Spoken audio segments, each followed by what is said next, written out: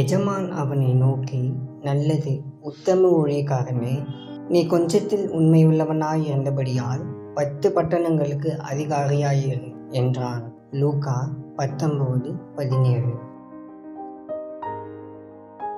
கிறிஸ்துவை பின்பற்றுகிற நாம் ஜாக்கிரதை உள்ளவர்களாகவும் பொறுப்புள்ளவர்களாகவும் இருக்க வேண்டியது அவசியமாகும். தேவன் நம்மிடம் கொடுத்துள்ள எல்லாவற்றிற்காகவும் நாம் கணக்கொப்புவிக்க வேண்டும் என்பதை நினைவில் கொண்டு ஜாக்கிரதையுடன் நாம் செயல்பட வேண்டும். நம்மை குறித்தும் நாம் செய்ய வேண்டிய காரியங்களை குறித்தும் நாம் அலட்சியமாக இருப்போமானால் நாம் மற்றவர்களுக்கு ஆசீர்வாதமாக இருக்க முடியாது. ஒருவேளை போஜனத்திற்காக தன் சிரேஷ்ட புத்திர பாகத்தை இழந்த ஏசாவை போல் சீவி கெட்டவனாக இருக்கக்கூடாது என்று பரிசுத்த வேதாகமம் நம்மை எச்சரிக்கிறது.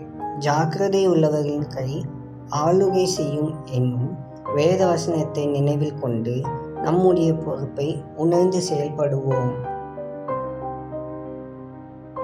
அன்பின் பரலோக பிதாவே, இந்த நாளுக்காக உமக்கு ஸ்தோத்திரம்.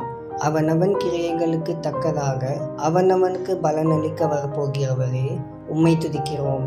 எங்கள் வாழ்வில் நீர் செய்த நன்மைகளுக்காக உமக்கு நன்றி செலுத்துகிறோம். எங்களுக்கு நீர் தந்திருக்கிற எல்லாவற்றிலும் நாங்கள் உண்மை உள்ளவர்களாக இருக்க உதவி செய்யும். ஆண்டவரே, நீர் எங்களை படைத்த நோக்கத்தை எங்களில் நிறைவேற்றும்படி எங்களை முழுமையாக ஒப்புக் கொடுக்கிறோம். நாங்கள் அலட்சியமாய் அசதியாய் செய்த காரியங்களை தயவாய் மன்னியும். உமக்கு கீழ்ப்படிந்து நடக்க உணர்வுள்ள இருதயத்தை எங்களுக்கு தாரும். இந்த நாள் முழுவதும் எங்களை வழிநடத்தும். தேவைகளை சந்தியும். இயேசுவின் மூலம் ஜெபிக்கிறோம் பிதாவே. ஆமேன்.